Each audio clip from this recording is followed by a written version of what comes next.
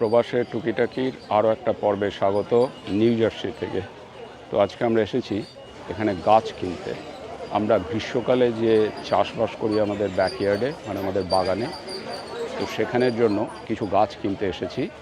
এই যে জায়গাতে এসেছি গাছ কিনতে তার নাম হচ্ছে গ্যাসকোজ ফার্ম। এটা প্রথমবার নয়, এর আগেও আমি আপনাদেরকে দেখিয়েছি। এবারেও এসেছি আমরা সেই জায়গাতেই গাছ কিনতে। এখানে কিন্তু বিভিন্ন রকমের ইন্ডিয়ান ভেজিটেবলও পাওয়া যায়। বেগুন, ঢ্যাঁড়স, টমেটো, কাঁচা লঙ্কা, কুমড়ো, শসা, পালং শাক। এই জায়গাতে মানে এই দোকানের ভেতরে ঢুকতে আমাদের প্রায় আধ ঘন্টা সময় লাগলো।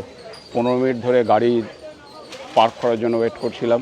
তারপরে কার্ট, মানে যেটা নিয়ে আমরা ভিতরে ঢুকবো, গাছপত্র জমাবো, সেসব নিয়ে ভিতরে ঢুকতে ঢুকতে আধ ঘন্টা লেগে গেল প্রায়। প্রচণ্ড ভিড়। এখানে পুলিশ দিয়ে লাইন মেনটেন করা হচ্ছে। এগুলো হয়েছে আমাদের কেনা।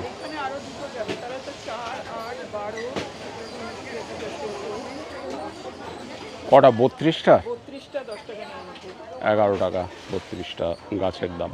ওই ইয়েলো স্কোয়াশ, ক্ষীরা, যেটা এটা হচ্ছে লিমা বিন। শিমের মতোই অনেকটা দেখতে, কিন্তু ঠিক শিম নয়। এই যে এরকম ছবিটা। এবার লাগাবো, কোনো বছর লাগাইনি কলা গাছ। এই কলা গাছগুলোকে মোটামুটি টবেই রাখতে হবে, কারণ শীতকাল এলে বাড়ির ভিতরে না ঢুকিয়ে নিলে আবার মরে যাবে। এটাও কি জানি না, এটাও এক ধরনের কলা গাছ বলছে। আপনারা চেনেন এই লালচে ধরনের কলা গাছ? ব্যাপারটা কি? একটা নিয়েই নি, সুইস চার্ট গাছ। মানে অনেকটা পালং শাকের মতো, কিন্তু বড় বড় পাতা, স্যালাডের সঙ্গে খাওয়া যায়। সেই সঙ্গে মানে শীতকালেও, বরফের সময়ও নভেম্বর ডিসেম্বর মাস পর্যন্ত বেঁচে থাকে। 4টে গাছের দাম হচ্ছে $1.49, তার মানে প্রায় ভারতীয় টাকায় 130 টাকা মতো এক একটা এই পটের দাম, আর বাংলাদেশি টাকায় 150 টাকা মতো।